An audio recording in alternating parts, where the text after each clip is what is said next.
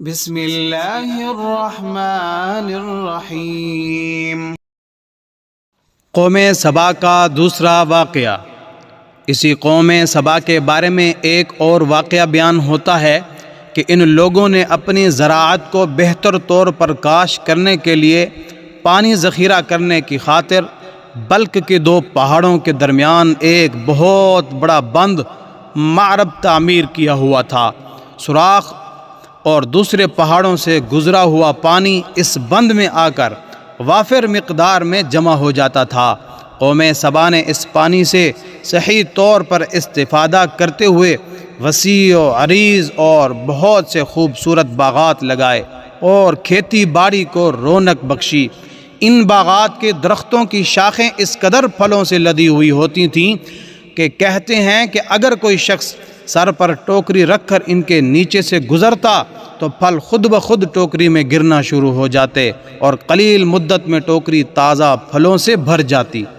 لیکن نعمتوں کی کثرت نے انہیں شکر کرنے کی بجائے سرمست اور غافل کر دیا تھا، یہاں تک کہ ان کے درمیان بہت بڑا طبقاتی نظام وجود میں آ چکا تھا۔ ان میں سے صاحب اقتدار لوگوں نے کمزوروں اور ضعیفوں کا خون چوسنا شروع کر رکھا تھا، یہاں تک کہ ان لوگوں نے خدا سے ایک احمقانہ التماس کیا جس کا ذکر سورہ سبا کی آیت نمبر 19 میں ملتا ہے۔ انہوں نے کہا، خدایا ہمارے سفروں کے درمیان فاصلہ زیادہ کر دے۔ انہوں نے اللہ تعالیٰ سے یہ التماس اس لیے کیا تاکہ غریبوں، بے نواح لوگوں، عمرہ اور ثروت مند ان کے ہمراہ سفر نہ کر سکیں۔ ان کی خواہش یہ تھی کہ آبادیوں کے درمیان خشکی ہو اور فاصلہ بہت زیادہ ہو تاکہ تہی دست اور کم آمدنی والے لوگ ان کی طرح سفر نہ کر سکیں۔ اللہ تعالیٰ نے ان مغرور پیٹ کے پجاریوں پر اپنا غضب نازل کیا۔ بعض روایتوں کے مطابق ان مغرور لوگوں کی آنکھوں سے دور صحرائی چوہوں نے معرب نامی بند کے دیواروں پر حملہ کر کے انہیں اندر سے کھوکھلا کر دیا۔ ادھر سے بارشیں زیادہ ہوئیں جن کی وجہ سے سیلاب آ گیا اور اس بند میں پانی بہت زیادہ اکٹھا ہو گیا۔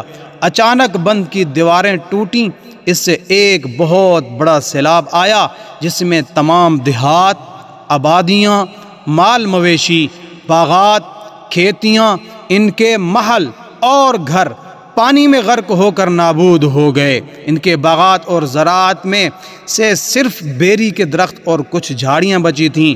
خوش الحان پرندے وہاں سے کوچ کر گئے تھے، جبکہ الوں اور کووں نے قوم سبا کے کھنڈرات میں اپنے گھونسلے بنا تھے۔